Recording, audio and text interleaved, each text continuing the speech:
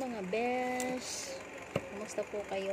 Nakatulog po ba kayo ng maayos? So, almusal na po tayo.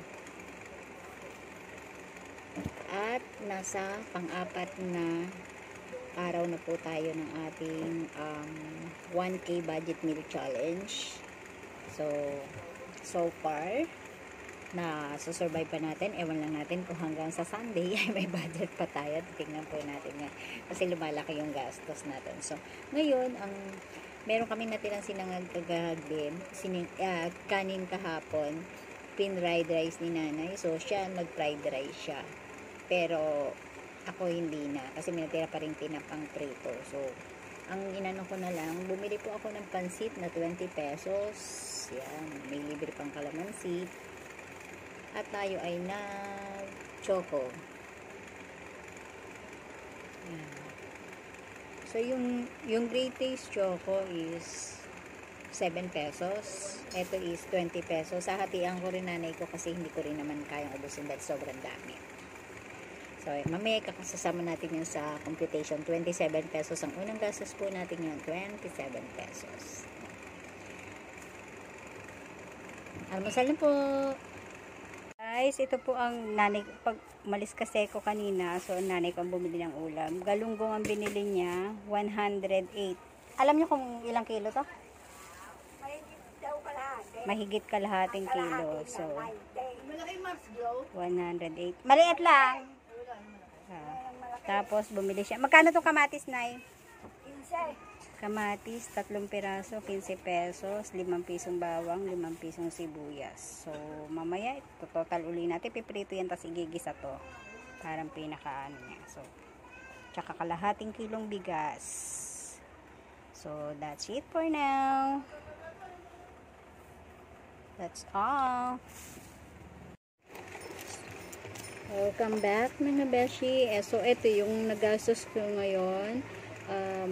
Yung galunggong, lampas kalahating kilo, 108. Tapos, kamatis 15, 3 pirasong malalaki. Tapos, sibuyas 5, bawang 5, bigas, kalahati, 27. Tapos, yung mantika, bumili na ako ng isang bote, 30 pesos. Tapos, asin 5 piso. So, all in all, ang nagastos ko ngayon is 195 pesos. So, yes, done.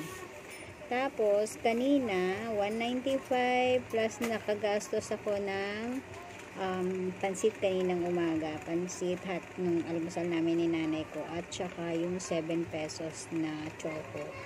So, 2, 10, 12. Wow! Umover talaga ako. 222. So, ang natira natin kahapon is 629. Minus ngayon ang expenses natin is 222. Kaya ito lumaki dahil yung mantika. Bumili na ako ng isang bote. So, matatagalan na yun para hindi ako bili ng bili. Diba? So, 629 minus 222. Check natin kung ilan na natitira. So, 629 minus 222. 407. So, 407 na lang ang pang-budget natin. Anong araw na ngayon? Anong araw ba ngayon? Hirap din ang walang trabaho. Kita mo walang Thursday. So, Thursday ngayon, December 7. 407 na lang yung natitira nating budget. Hindi ako bumili pala ng magic syrup kasi may natira pang kalahati kahapon. So, yun yung gagamitin ko sa paggisa ng kamatis. So, mamaya pakita ko sa inyo yung resulta ng luto. So, see ya! Eto na nga guys. Tingnan na natin yung resulta ng tanghalian na niluto ni Mother. Si Mother ang nagluto kasi. Ayan. So, ito yung ginisang kamatis. Partner ng tadan! Pritong galunggong. So, pag nagpiprito po kami, napansin mo, toasted. Ayaw po namin nung hindi toasted pagdating sa mga isda. Kailangan talaga maano siya, toasted. Ayoko nang hindi sunog. So, ayun. Yung galunggong, 10 pieces siya. So, sure na kasya sa amin. So, ayun. Ano pa iniintay natin? Tignan natin yung rice. May na... Ay, ang dami. Ayan.